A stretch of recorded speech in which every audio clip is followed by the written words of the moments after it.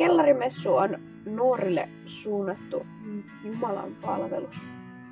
Kellarimessu järjestetään meidän nuorisotila Kellarilla. Se löytyy Mikkolantie 1-3 osoitteesta. Ja kerran kuussa perjantaisin. Miksi Kellarilla?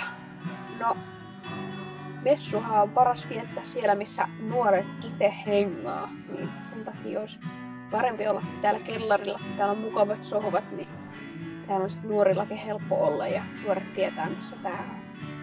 Kellarimessussa tapahtuu semmoista, että päästään yhdessä viettämään ehtoollista. Jeesus sanoo, tulkaa minun luokseni, kaikki te työn ja kuormien uuvuttavat. Minä annan teille levon.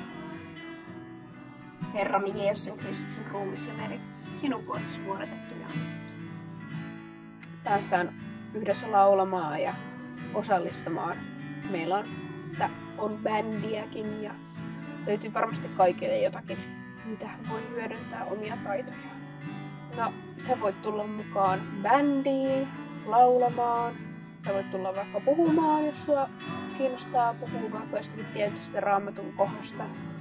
Sä voit tulla rukoilemaan esirukousta. Sä voit tehdä taideteoksia, sä voit piirtää. Oikeastaan kaikkea taitoja voi hyödyntää kellarimessussa. Osallistuminen ei ole pakollista.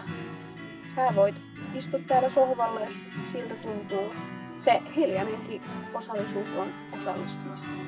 Sun ehdottomasti kannattaa tulla katsomaan, millainen on kellarimessu.